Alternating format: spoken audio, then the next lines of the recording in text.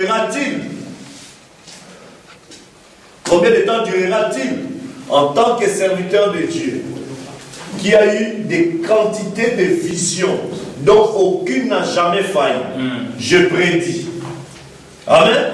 Je n'ai pas dit que je prophétise, mais que je prédis que cet âge se terminera aux alentours de 1977. Si vous voulez bien me permettre ici une note personnelle, je vous dirais que je fonde ce pronostic sur cette vision des premières importances qui se sont succédées devant moi un dimanche matin en juin 1933. Le Seigneur Jésus m'a parlé en disant que la venue du Seigneur était proche. Mais qu'avant son retour, vous êtes avec moi? Oui. Avant son retour, oui. Donc, il y a d'abord le premier élément que nous devons saisir. Cette vision, je dois bien attirer votre attention. Cette vision qui sont avant les retours. Yes. N'est-ce pas? Amen. C'est-à-dire, le retour viendra après cette vision. D'après ce que nous sommes en train de lire. Vous êtes avec moi? Amen. Le retour, quand on parle de retour de Christ, on parle de la seconde venue de Jésus-Christ. Amen. Retenez bien ce qu'il est en train de dire, comme ça nous allons évoluer. Ce n'est pas mon sujet, mais c'est important que je puisse introduire ça par rapport à ce dont on parle. Mais qu'avant son retour, cet événement de première importance allait se produire. Je les ai tous notés et ce matin-là, j'ai raconté la révélation du Seigneur. D'après la première vision, Mussolini allait envahir l'Éthiopie et ce pays allait tomber sous sa coupe. Cette vision a causé pas mal de remous et certains se sont mis fort en colère quand je l'ai raconté et n'ont pas voulu y croire, mais elle s'est réalisée telle qu'elle. Il est tout simplement entré dans le pays avec ses armes modernes et il a pris le pouvoir. Les autochtones n'étaient vraiment pas les tailles, mais la vision disait aussi que Mussolini aurait une fin horrible quand son peuple se retournerait contre lui. C'est arrivé exactement comme cela avait été dit. Amen. La vision suivante annonçait qu'un Autrichien du nom d'Adolf Hitler s'élèverait et deviendrait le dictateur de l'Allemagne et qu'il entraînerait le monde dans la guerre.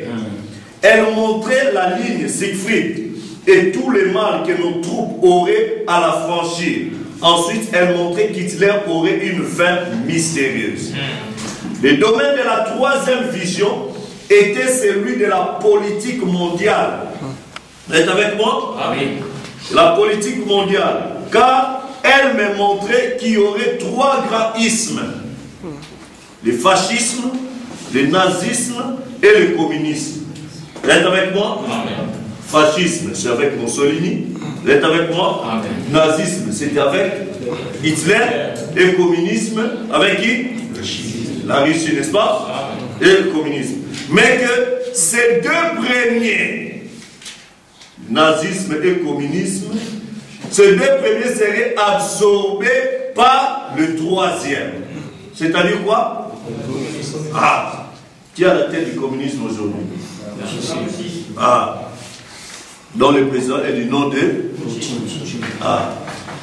Donc, il dit, les deux premiers seront absorbés par le troisième. La voix m'exhortait, oui. Observe la Russie. Amen. Observe la Russie.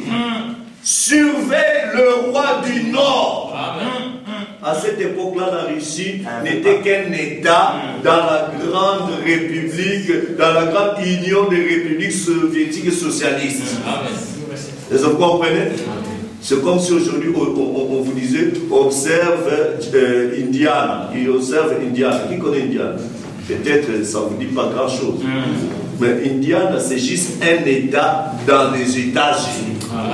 Et à l'époque, la Russie était juste un État dans la grande URSS. Mais déjà en 1933, la voix disait au prophète, Que après tu verras Hitler, Mussolini, Hitler, parce que sache qu'il y aura encore d'autres mouvements qui sera englouti dans le communisme. Mais dans ce communisme-là, pas toutes les républiques là qui se sont unies, mais il y a un État qu'il faut observer. Observe la Russie. Observe la Russie. Observe, surveille le roi du Nord. Amen. La quatrième vision montrait les grands progrès que ferait la science après la Deuxième Guerre mondiale. Elle était couronnée par la vision d'une automobile dont la partie supérieure avait l'air d'une bulle de plastique téléguidée et elle parcourait des routes magnifiques et n'avait pas de volant. Et c'est des sortes qu'on voyait les gens assis à l'intérieur jouer à un jeu quelconque pour passer du temps. La cinquième vision, ça c'est déjà accompli. Même plus demander ça. La cinquième vision qui avait trait au problème moral de notre âge. Amen. Amen. Avait pour point central les femmes. Vous êtes avec moi? Amen. Les femmes, sachez que dans cette vision, Dieu a montré à la sentinelle de l'âge ce qui allait arriver chez les femmes. Amen. Vous êtes avec moi? Amen. Il y aura un problème moral, l'immoralité. Avec pour point central les femmes. Dieu me montra que les femmes avaient commencé à quitter leur position en recevant le droit de vote.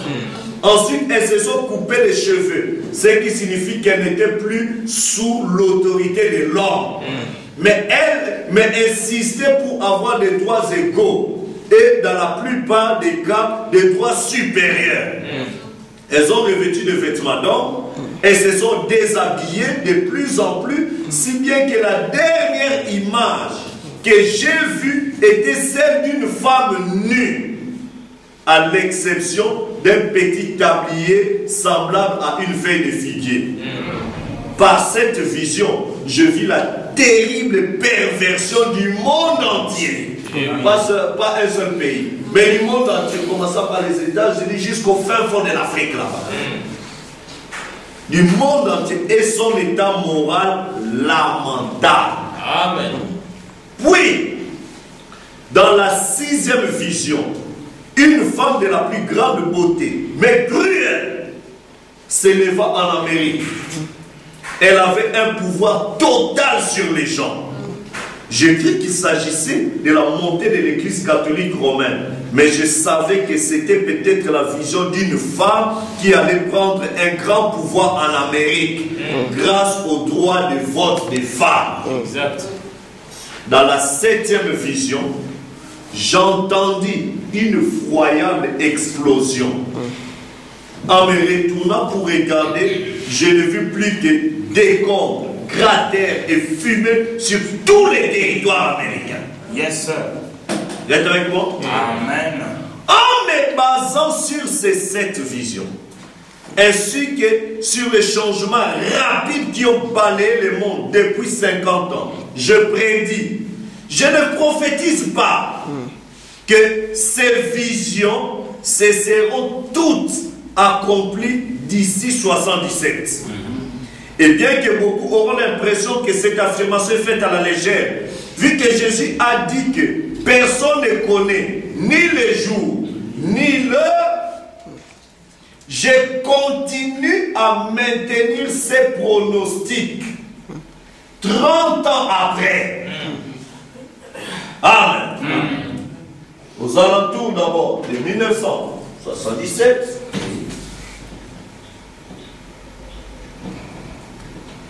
Amen. Continue à maintenir ça encore 30 ans. Quand on ajoute 30 ans, ça fait quoi? 2007. Hein? 2007. 2007. Ah, tu prends ça jusqu'à 2007, tu continues. Il est en train de maintenir, à foncer que ça doit arriver comme ça. Amen. Vous êtes avec moi? Yes, sir. Et bien que beaucoup auront l'impression que cette affirmation est faite à la juif, que Jésus a dit que personne ne connaît ni les jours, ni l'heure. Je continue à maintenir ces pronostics 30 ans après. Parce que Jésus n'a pas dit quoi?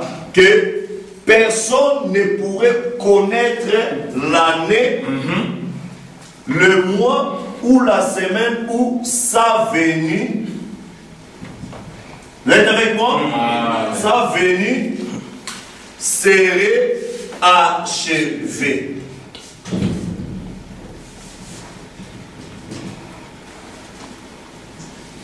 Vous êtes avec moi? Amen. Ici, il a dit, avant sa venue, avant son retour, ici, il parle, car ceci, Jésus a dit, personne ne connaît ni le jour, ni l'heure où sa venue serait achevée.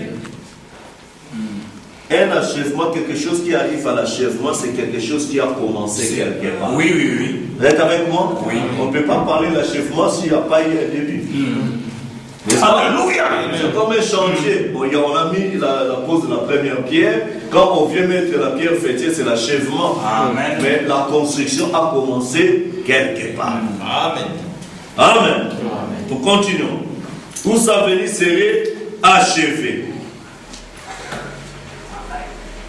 Donc, je le répète, je crois sincèrement et je maintiens, selon ce que j'ai étudié dans la parole ainsi que dans l'inspiration divine, que 77, vous êtes avec moi? Oui. 1977, écoutez bien, pourrait bien marquer le point final des systèmes de ce monde. Oui, frère.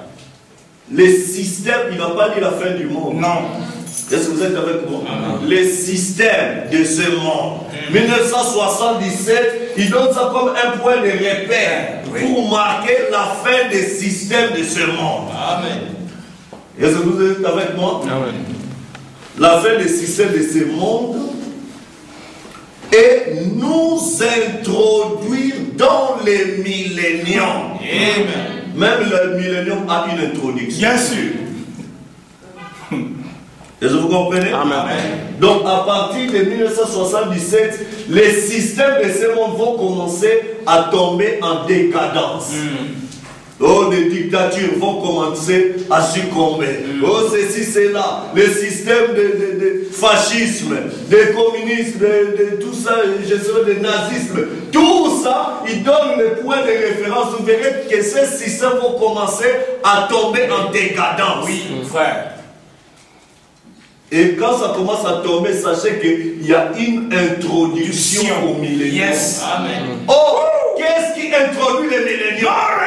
Frère Branham dit que Dieu tient sa parole. Il dit quand Jésus vient dans sa seconde venue, il vient avec l'enlèvement avec lui, avec le millénium avec lui. Bien sûr.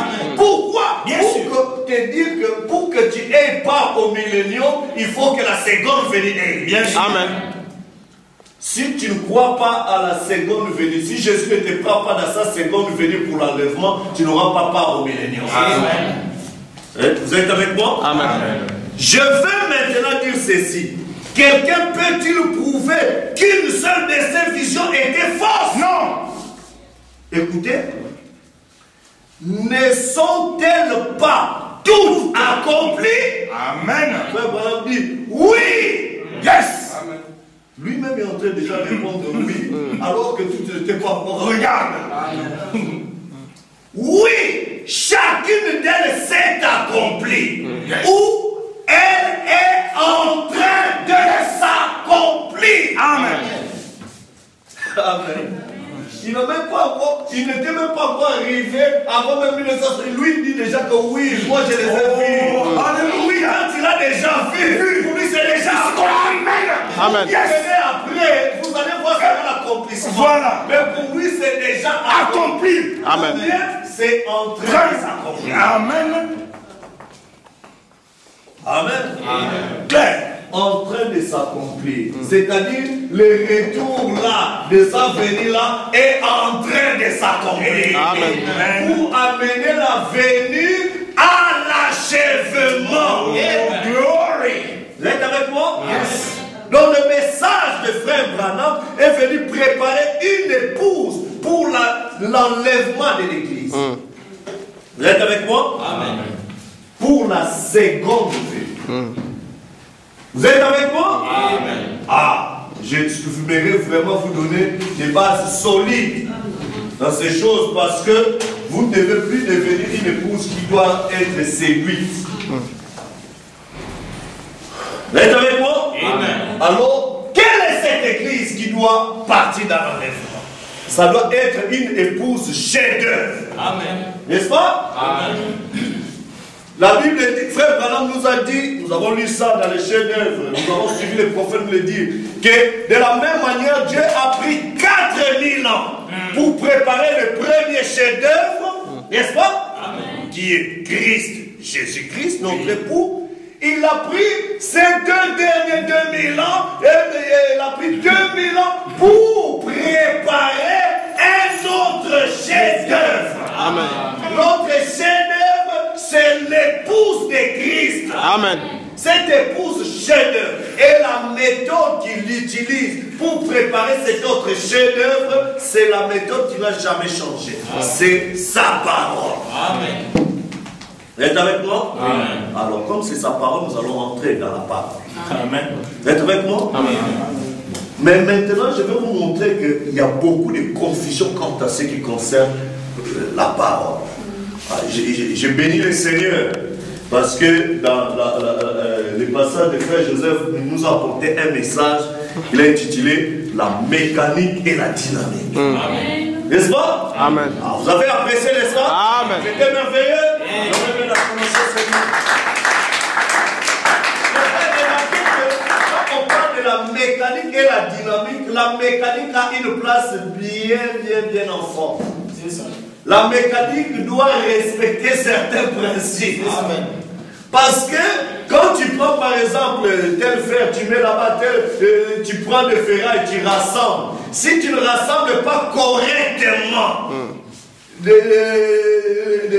matériaux là, de mécanique là, quand tu vas démarrer, il y aura le feu. Mais ça peut exploser la mécanique. Et ça peut générer des dégâts. Vrai ou faux? Donc il faut s'assurer que chaque boulot est bien dans sa place. Chaque boulot a respecté sa place comme ça. Quand tu allumes, alors ça commence à brûler. Mais quand tu vois seulement tu allumes, c'est la fumée qui sort par là et tout ça. On dit, éteins d'abord le feu là. On doit vérifier encore quoi? La mécanique. Amen. Amen. Et dans la mécanique, beaucoup de gens aujourd'hui veulent avoir la dynamique. Gloire à Dieu. J'aime la dynamique. Mais la dynamique ne doit pas venir détruire la mécanique en place. Amen. C'est pourquoi frère Branham est en train de dire dans l'exposé des 7 âges de l'église. Êtes avec moi? Amen. À la page 13.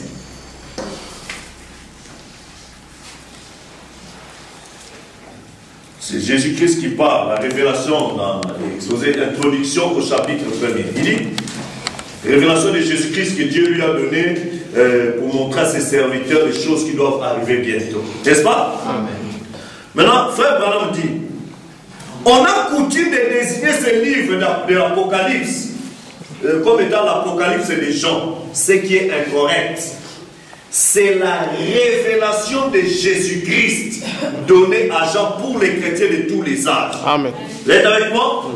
C'est le seul livre de tous les livres de la Bible à avoir été écrit par Jésus lui-même, par le moyen de son apparition en personne à un écrivain. C'est le dernier livre de la Bible. Cependant, il annonce le commencement et la fin des dispensations de l'évangile. Vous êtes avec moi? Or, le mot grec traduit par révélation, c'est apocalypse. Le mot apocalypse, c'est un mot grec. En français, ça veut dire révélation. C'est apocalypse qui a le sens de dévoiler. Alors, voilà pourquoi je commence mon sujet de chef-d'œuvre par ce mot-là. Dévoiler. Amen. Oh, on peut dévoiler qu'une œuvre achevée. Amen.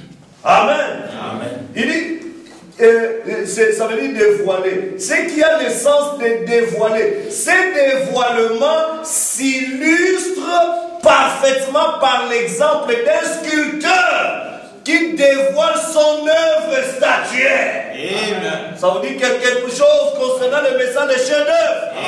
Il y avait Michel-Ange avec ce bloc de marbre qu'il a commencé à tailler, à poser, parce qu'il avait une vision. Il avait reçu une révélation de ce qu'était Moïse. Mais avec ce Moïse, il a ramassé un bloc de marbre. Il a ramené, il a taillé, avec des burets, avec des marteaux, il a taillé des années. À la fin, après avoir bien poncé et tout ça, c'était tout le temps voilé. Vous comprenez? Pendant qu'il galérait et tout ça, mais on ne comprenait pas. Mais quand il a taillé, arrivé à la fin, il dit, bon, là c'est déjà bon. Je peux maintenant dévoiler mon œuvre. Amen. Je veux révéler mon œuvre. Je veux montrer aux autres qui ne comprenaient pas pourquoi je faisais du bruit en tapant. Pourquoi quand je criais à genoux. Pourquoi quand je martelais. Pourquoi quand il y avait des moments de prière. Je méditais avec tout ça. J'étais en train de faire un travail. Amen. Pendant que tu gênais là, Dieu était en train de faire un travail en toi. Amen. Pendant que tu méditais, Dieu est en train de travailler. Pendant que les épreuves venaient, c'était sa façon de te tailler, de te perfectionner. Mais pendant que les gens te critiquaient, Dieu permettait cela pour que les vertus entrent. C'était Dieu qui permet tout cela. Dans toutes choses, bonnes ou mauvaises, concourt au bien de ceux qui sont aimés de Dieu. Heureux serez-vous quand vous outragera, on vous persécutera, on parlera faussement du mal de vous. Amen. Estimez-vous des hommes heureux. Parce que votre Père vous a jugé bon de vous donner le royaume. Amen. C'est par ces moyens-là.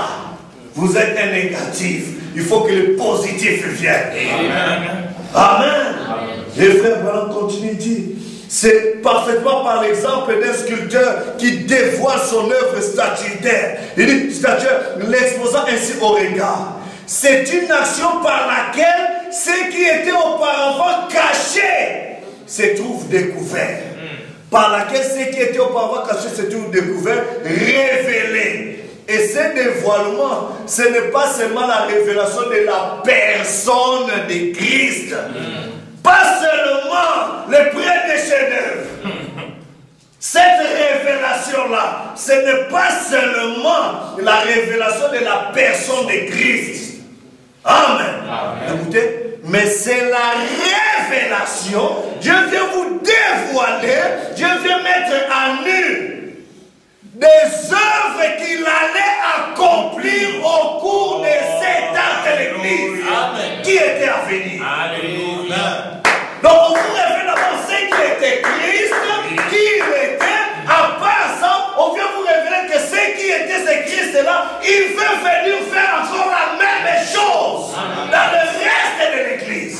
Prenez cela en conscience. Sachez que ce n'est pas vous qui allez le faire, mais ce sera lui qui va le faire au travers de vous. C'est ça le but de la révélation. Alléluia.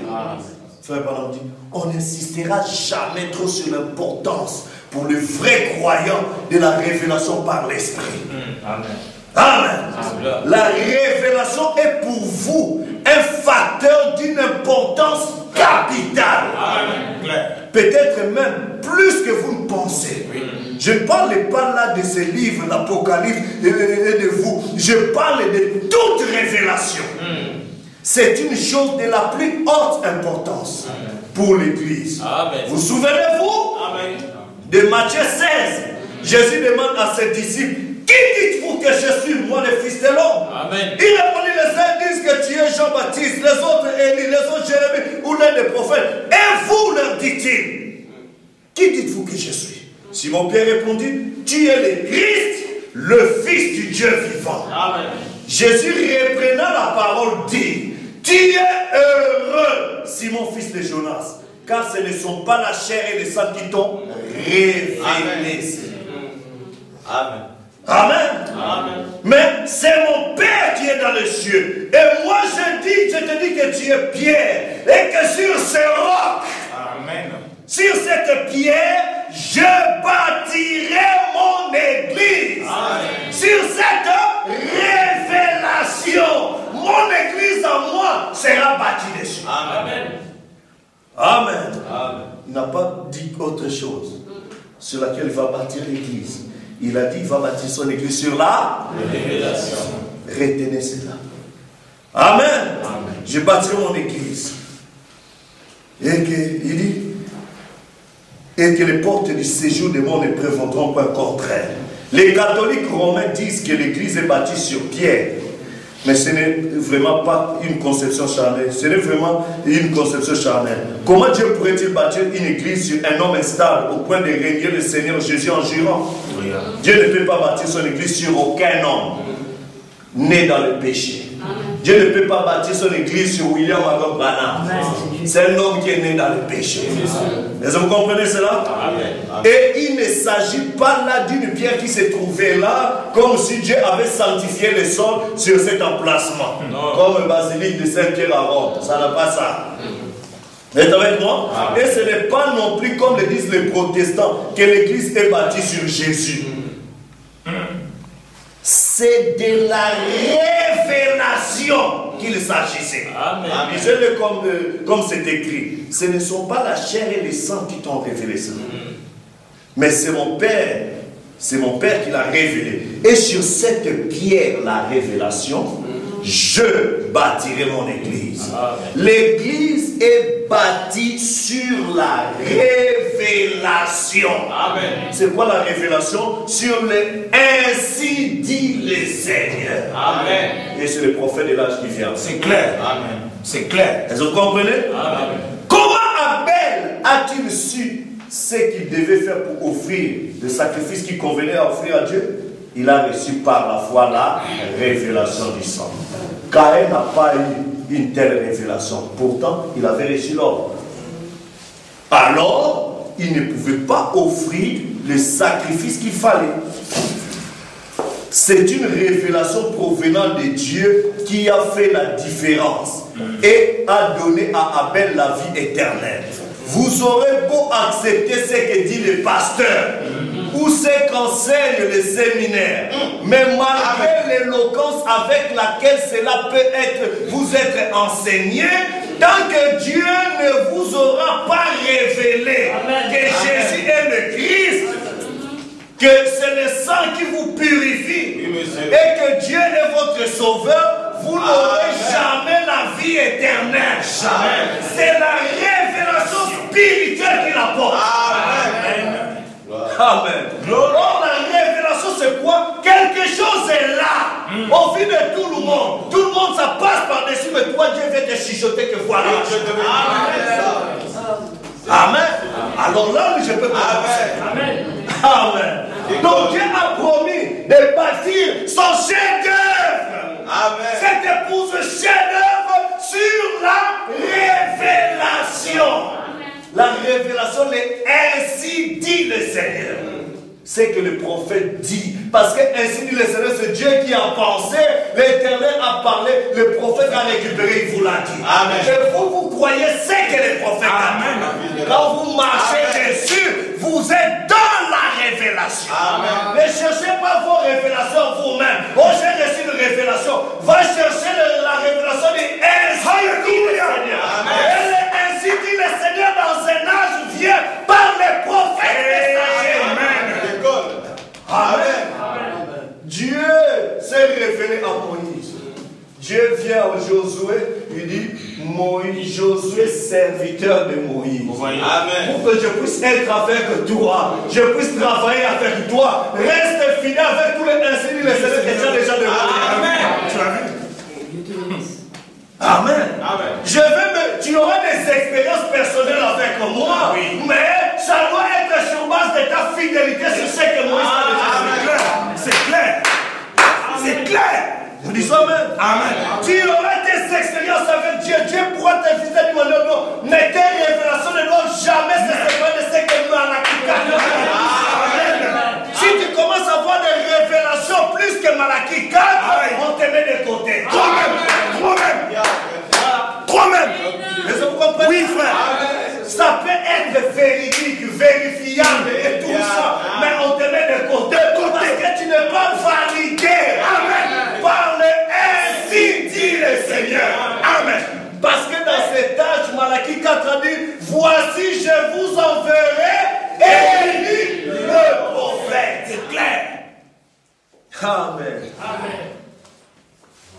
Élisée n'a pas cherché un autre Dieu. Il n'a pas cherché son propre Dieu d'abord. Mais où est l'Éternel? Le Dieu d'Élie. Tu t'es identifié à celui ça c'est bon. qui avait ainsi dit l'Éternel. Alors moi je marche avec toi. Alléluia. Une fois je vis un pasteur avec tous les respects, avec toutes les révérences et tout ça. Un pasteur, je crois que l'église doit avoir confiance en son pasteur. Oui. Ça, je le crois. Si vous n'avez pas confiance en votre pasteur, vous n'irez pas loin. Amen. Mais ce pasteur-là, avec beaucoup de respect, avec beaucoup de révérence, il a eu l'audace de se dire que si Dieu a dit à Frère Branham, si tu peux amener les gens à te croire, alors rien ne résistera à tes prières. Et lui, il a dit, si je peux amener l'église à me croire, Amen. Je suis d'accord que vous devez avoir foi. Oui, foi, oui. Mais je sais que ça a été dit en ouais, bébé. Amen. Vous comprenez? Oui. Ah, ça, Dieu lui a dit, si tu peux amener les gens à te croire. Toi, William Marion Branham. Mais moi, si je suis fidèle au prophète, suivez-moi. C'est clair. C'est même pas moi que vous suivez la fidélité au prophète. C'est tout. Mais le jour où je vais dévier, venez avec ce que le prophète a dit. Amen. Frère Branham a dit, reste avec, médite avec, et après, viens nous dire. Vous comprenez? Si le pasteur dévie de ce que William Marion Branham a apporté, il vous amène en enfer. C'est clair. Quel que soit le temps qu'il fait. C'est clair. Dieu te bénisse. Avec moi? Oui. C'est parce que l'épouse de Christ doit être le chef-d'œuvre et le chef-d'œuvre est façonné par le ainsi dit le Seigneur. C'est que Malachie 4 nous apporte. Pourquoi je dis ça? Je dois vous donner toutes les facettes pour que vous ne soyez pas une église séduite par le monde. Amen. Vous êtes avec moi? Nous sommes dans l'âge final. Pour un peuple final qui doit entrer dans la victoire finale. Que Dieu te bénisse. Amen. Jésus-Christ, notre Sauveur, a dit dans les derniers jours, il y aura des faux Christ, il y aura des faux oins, qui séduiraient s'il était possible. Amen. Même les élus. Les élus ne sont pas séduits facilement par l'église catholique. Ce n'est pas ceux qui peuvent séduire les élus. Ce n'est pas l'église protestante. Ce n'est pas les pentecôtistes. Mais ce sont ceux qui ont le message de Amen. Dieu te bénisse. Qui peuvent vous citer quelques citations de ce que le prophète de l'âge a dit. Remarquez la séduction du serpent en Éden. Il n'a pas pris un autre message qu'il a apporté à Ève. Il a pris le message qu'on a donné à Ève, Adam et Ève. Il est venu réciter. Est-ce que Dieu a-t-il réellement dit que vous n'allez pas prendre? Il a pris des citations tirées du message pour séduire le premier chef-d'œuvre. Amen. Vous comprenez? Amen. Ce chef-d'œuvre-là qui était tombé, ce n'est pas Adam qui a péché. Non. Ce n'était pas Christ qui a failli. Non. Et vous comprenez? C'était Ève qui avait failli en Éden. C'était l'épouse d'Adam. C'était l'épouse du premier Adam. Oui. Alors quand le chef-d'œuvre, le deuxième Adam est venu, ce n'est pas le deuxième Adam qui a failli. Mais c'est son épouse qui a failli. Écoutez notre enseignement. Amen. Après mon départ, Alléluia, mon ravisseur. Alléluia, c'est l'église catholique. L'histoire de Rome a commencé par le Louveteau avec des enfants Romus. Comment on appelle ça? Romus et Romus. Romus et Romus. C'est ça, ce nous-là. Est-ce que vous comprenez? Qui a commencé à envoûter le monde entier avec l'église universelle catholique. Même l'islam est dans l'église catholique. Est-ce que vous le savez? Oui. Peut-être vous ne le savez pas, c'est seulement la version catholique chez les Arabes. Vous comprenez?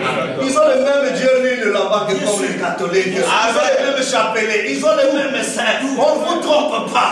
C'est la même version en arabe. Ils portent des soutanes comme le Dieu là-bas. C'est la même version. C'est la version arabisée. Amen. Vous comprenez? Donc ne vous y trompez pas. L'islam fait partie de l'écuménisme. Est-ce que vous le savez? Bien sûr. Ne vous trompez pas. Ils ont aussi leurs faux prophètes là-bas, comme chez les catholiques. Ne vous y trompez pas. Oh man. Est-ce que vous le savez? Amen. Quand vous parlez de Aïcha, c'est leur mari seulement. Ne vous y trompez pas. Amen. Est-ce que vous comprenez? Donc il faut qu'on vous dise de certaines vérités. Amen. Et Amen. alors, comme les faux rois, les faux Christ sont censés saisir le même message de l'épouse Amen. pour venir tromper l'épouse. Mais maintenant, comment ils auront une onction qui sera authentique? Amen. Pourquoi? Parce qu'au temps de la fin, Joël 2 doit s'accomplir. Amen. Joël 2 dit, moi l'Éternel, c'est moi qui vous l'ai dit, dans les derniers jours, moi l'Éternel, je répandrai de mon esprit sur toutes les chairs. Oh, la chair et le sang n'entreront pas dans le royaume. Ce n'est pas tout celui qui crie Seigneur, Seigneur qui entrera, mais c'est seulement celui qui fait la volonté de mon Père. Amen. Amen. Matthieu 7. Beaucoup viendront à moi en ces jours-là. Seigneur, Seigneur, n'avons-nous pas prophétisé? N'avons-nous pas fait beaucoup de miracles par ton nom? Jésus n'a pas nié cela que c'était en son nom. Que cette puissance-là, c'était lui. C'est Jésus et c'est le Saint-Esprit authentique qui a fait. Amen. Quelqu'un peut dire Amen? Amen. Mais Jésus leur dira quoi? Éloignez-vous de moi, vous qui étiez ouvrés de l'iniquité. Je ne vous ai jamais connu. Je ne vous ai jamais transmis ma sémence. Parce que c'est une question de sémence. Adam connut sa femme et Abel. Est-ce que vous comprenez? Amen. Donc il faut connaître Christ. Il faut qu'il y ait une union invisible de l'épouse céleste et de l'épouse terrestre. Et quand il y a cette union, il y a une transmission de sémences. Quand il y a une transmission de sémences, on voit la sémence. Les fruits des 13 en taille. Les enfants qui sont nés de l'eau sont des fils promis. Chaque sémence peut se reproduire selon son espèce. Vous comprenez? Oui. Donc le fruit de la sémence de Christ doit produire d'autres Christ en moi. Amen. Mais il y aura encore d'autres Caïens qui sont nés dans la même église. Savez-vous que Ève, le nom de Ève veut dire la mère de tous les vivants. Amen. Savez-vous? Amen. Femme, ce n'est pas la mère de tous les vivants. C'est ça. Ève a eu le nom de Ève après le péché. On l'appellera la mère de tous les vivants, c'est-à-dire et de Caïn et d'Abel. Et des vrais croyants et des faux croyants, c'est dans l'épouse. C'est dans l'église, je veux dire. Pas dans l'épouse. Dans l'épouse, il y a que la bonne sémence. C'est clair. Mais dans l'église, l'église de Christ, voilà pourquoi l'église catholique, on l'appelle une église adultère. C'est une prostituée, c'est une église adultère. On ne peut pas t'appeler adultère si tu n'es pas marié. C'est clair. Est-ce que vous comprenez? Oui, frère. Une femme mariée qui commet une vie d'immoralité, de souillure, c'est une femme adultère. Parce qu'elle est liée par le vœu à son mari. L'église catholique est appelée l'église chrétienne, soi-disant que Christ est la tête de cette église-là. Mais c'est une église qui est adultère parce qu'elle ne vit pas la philosophie du pape et tous les saints sièges. Vous comprenez? C'est pourquoi, comme il ne marche pas selon le vœu de l'obéissance, au vœu de sa fidélité à son mari, elle est appelée adultère spirituelle. Amen. Et toi, une femme, quand tu es mariée par un vœu à un homme et que tu lui es plus soumise, tu deviens une femme adultère. Et aucun adultère n'entrera dans le royaume. Amen. Voilà pourquoi Jésus va les rattraper ces jours-là à la fin. Elle me vous avez dit que vous étiez en train de se dire pourquoi vous ne m'avez pas suivi. Amen. Amen. Et pourquoi il faut faire très très attention à ces choses. Donc, j'étais en train de dire que maintenant, le faux dans les derniers âges, écoutez maintenant, je vais vous dire quelque chose. Donc, vous comprenez la révélation? C'est là-dessus. Dieu donne à son épouse chef-d'œuvre la révélation pour résister au diable. Êtes avec moi?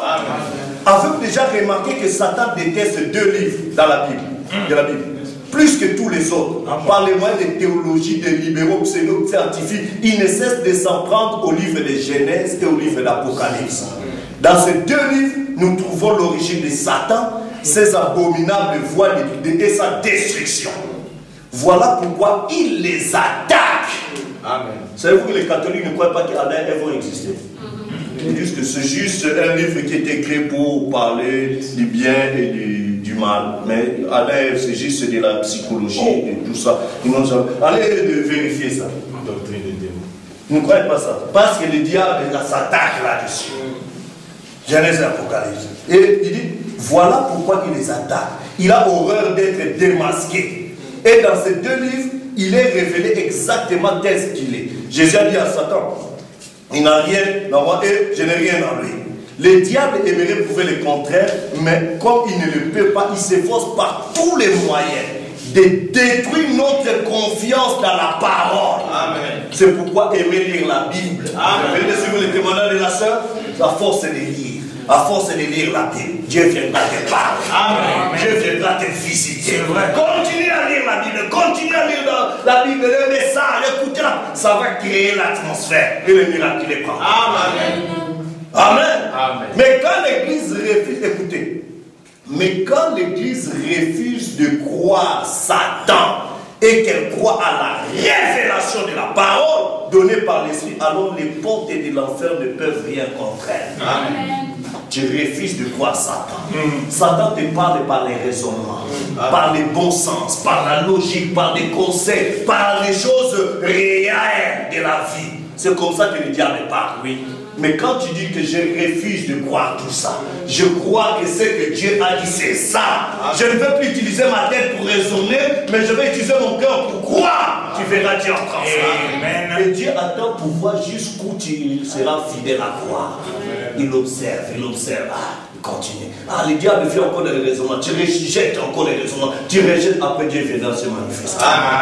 Résister au diable avec une foi ferme et il survivra. Amen. Alors écoutez, si vous ne voyez pas d'inconvénient, je prendrai ici un exemple tiré de mon propre ministère. Vous savez tous que ce don qui se manifeste dans ma vie est un don surnaturel. C'est un don par lequel le Saint-Esprit est capable de discerner un don par lequel les maladies, les pensées des cœurs et d'autres choses cachées que seul Dieu peut connaître. Et qu'il me révèle. J'aimerais que vous puissiez être à mes côtés. Frère Balan de dire, et voir l'expression qui transparaît sur le visage des gens quand Satan sait qu'il va être dévoilé. Je ne parle pas ici des gens eux-mêmes, mais de Satan qui lit les gens dans une mauvaise vie de souillure, dans une vidéo de n'importe quoi, de triche et tout ça. Quand on commence à cogner le péché, tu vois la face de la personne commence à diminuer. Même les ailes de dire Amen va disparaître. C'est quoi ça? C'est le diable qui est démasqué. Amen. Il dit, vous remarquez tout ça, c'est qui a transparaît. Je ne parle pas ici des gens eux-mêmes, mais de Satan qui a une emprise sur leur vie par le péché, l'indifférence et la maladie. Si vous pouvez voir leur visage, quand le moment de prière commence à venir, tu vois que tu n'es plus stable. C'est comme s'il faut que tu sortes et tout. C'est Satan qui est dérangé.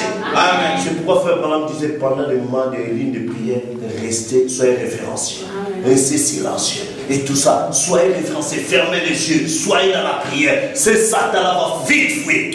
Si tu ouvres les yeux, les démons qui sortent de là vont entrer chez toi. Et ainsi de suite. Pourquoi fermez les yeux, soyez référencieux. Amen. Il dit, Satan sait qu'il va être dévoilé. Je ne parle pas ici des gens, mais de Satan, qui a une emprise sur leur vie par le péché, l'indifférence et la maladie. Si vous pouvez voir leur visage, Satan sait qu'il va être dévoilé et l'expression des gens change de façon surprenante. Satan a peur. Il sait que ses œuvres sont sur le point d'être révélées aux gens par l'Esprit de Dieu. Voilà pourquoi il déteste tant nos réunions. Que des noms soient prononcés, des maladies révélées, Satan a horreur de cela. De quoi s'agit-il? Il ne s'agit pas de lecture de pensée, ni de télépathie, ni de sorcellerie. C'est une révélation par le Saint-Esprit. C'est la seule manière pour moi de connaître ces choses. Évidemment, les esprits charnels appelleront cela n'importe quoi, sauf le Saint-Esprit. Écoutez, je vais vous montrer une autre raison pour laquelle Satan déteste ce livre de la révélation de Jésus-Christ dans l'Église. Il sait que Jésus-Christ est le même hier, aujourd'hui et pour toujours. Et qu'il ne change pas. Il en sait bien plus là-dessus que dans ça 90% des théologiens. Il sait que puisque Dieu est immuable, vous êtes avec moi? Dans sa nature, il est tout aussi immuable dans ses voies. Amen. Amen. Satan sait donc pertinemment que l'église originelle de la Pentecôte, avec la puissance de Dieu, marque ses en action, est la véritable église que Jésus déclare être la sienne. Toutes les autres sont fausses. Amen. Inévitablement. Est-ce que vous pouvez dire Amen à cette situation? Amen. Satan sait que l'église où il y a Marc 16 en action. Vous savez ce que dit Marc 16? C'est comme si vous ne savez pas ce que dit. Je suis là où vous pensez directement. Marc 16 en action. Vous êtes avec moi? Amen. Retournons dans Marc 16. Je sais que votre pensée est connectée ailleurs, mais je vais retirer.